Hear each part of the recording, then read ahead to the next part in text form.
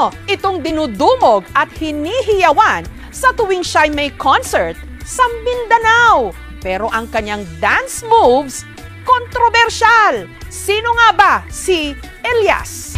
May bagong sinasayaw ang buong Pilipinas ngayon. Sa unang tingin, mukhang naughty.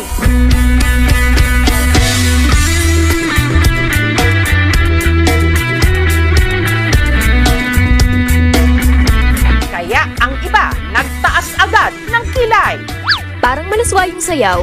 Pero hindi nito napigilan ang pagiging viral ng dance steps na ito.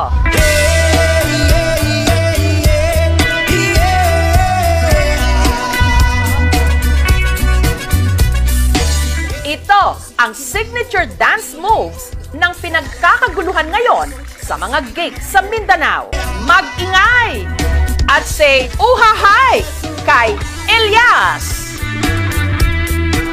Si Elias, content creator at band vocalist ng bandang Kalumad.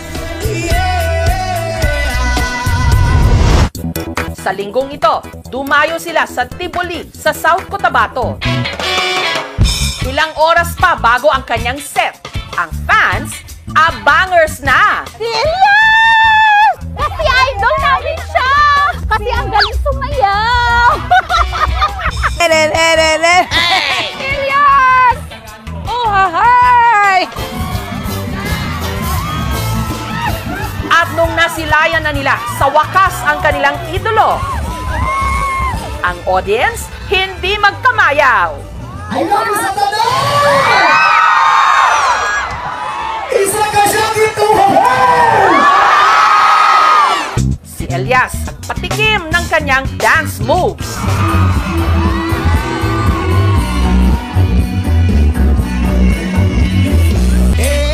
Elias, paano nga bang iyong step by step para sumakses?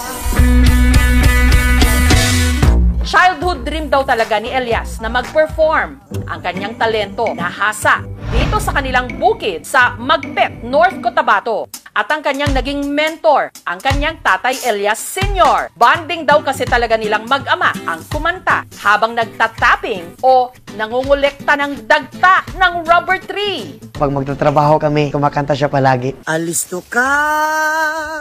Magsakay ako ng kalabaw, magpakain ng damo, tapos dinadala ko yung lyrics. Ginapractice ko araw-araw hanggang sa kabisado na. Kumbaga, April Boys at saka AJs kasi mataas pa yung boses ko. Ngayon, hindi na. Masarap na lang.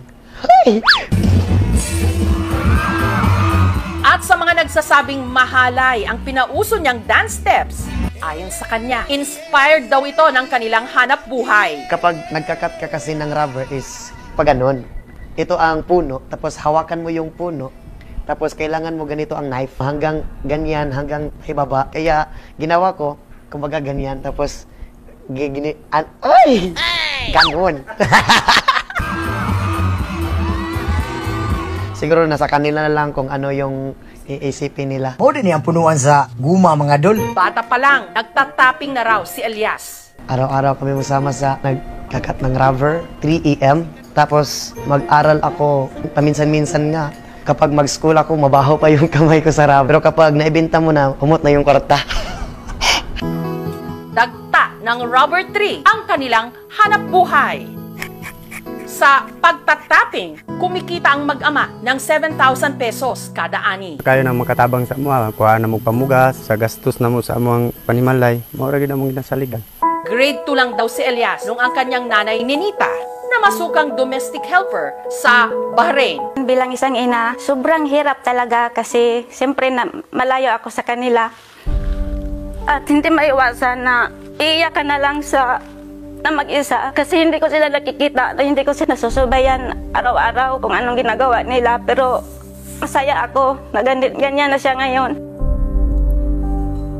Namimiss ko siya. Gusto ko palaging makikita siya araw-araw. Kaya hindi ko mapigilan na maging emosyonal kapag magbanggit ako ng pangalan ng nanay ko. Basta pamilya ang pag-usapan, yan ang weakness ko. Dahil nasa abroad ang kanyang ina, at madalas naman nasa bukid ang kanyang ama, ang kasakasama raw ni Elias noon, ang kanyang Lola Miriam at Lolo Marciano.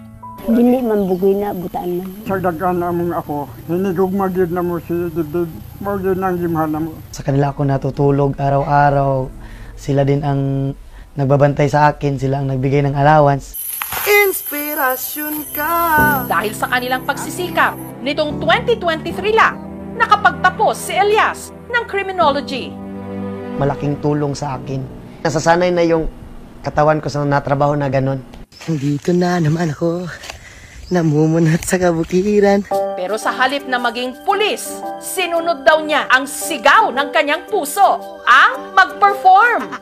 Inumpisahan niya sa pagva-vlog. Ipinakita ang kanyang buhay sa bukid. Dili po na mawala tong kagandahan di. Ay!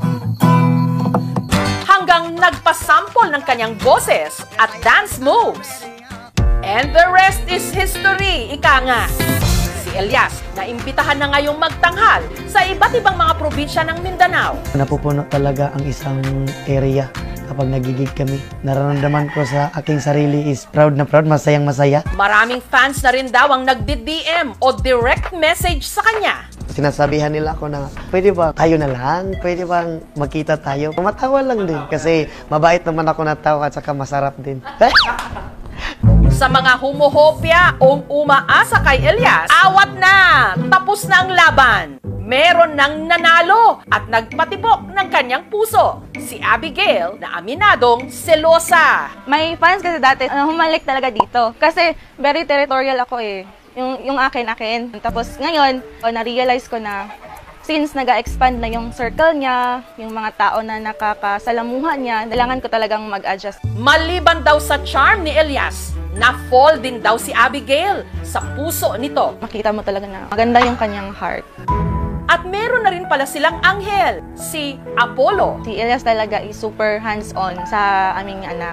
Paano ngayon? Kasi malayo ka sa kanila. Kung ka siyempre, nasanay ka nga perminti mo sabay. Ang tod niya naabot sa point kaing ani, pero okay lang man kayo makasabot man po. Hindi biro yung napagdaanan namin. Ngayon, unti-unti na naming naaabot yung mga sinasabi lang namin dati na, hey, Injeska, unta ka nang makatugtog ka sa kanang big stage. Pang, uli na. Mingaw na ako ni mo pa. Buntag! Kahapon lang, umuwi si Elias ng Magpet para bisitahin ang kanyang pamilya. Kamusta? Magpiraman ka. Happy mong birthday, oh! Nakipaglaro siya agad sa kanyang mag-ina na miss na niya. Ay, laki. Ay, laki mo gusto. Agaray! Sinamahan din niya ang kanyang ama na muling mag-tapping sa bukid. Na sinabayan pa niya ng pagsayaw.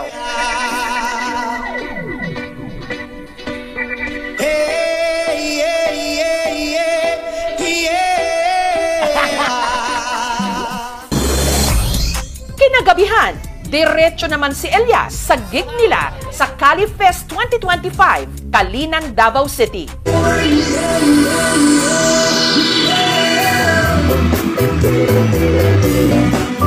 Ang hindi alam ni Elias, may sorpresa mula sa kanyang #1 fan, ang kanyang nanay Ninita, all the way from Bahrain. Stay always humble at laging pasalamat sa Panginoon sa lahat ng na-achieve mo at laging mag-iingat sa bawat event na pupuntahan mo. Tatandaan mo na narito lang kami ng pamilya mo at laging susuporta sa magandang hangarin mo sa buhay. I love you, anak!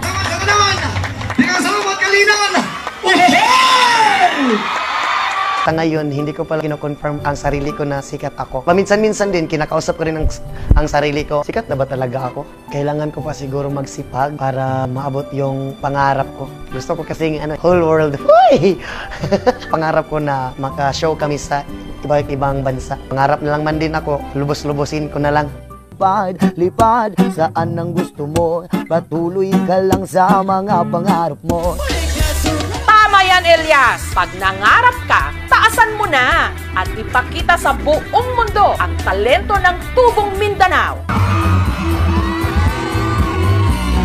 Aim high and huha high!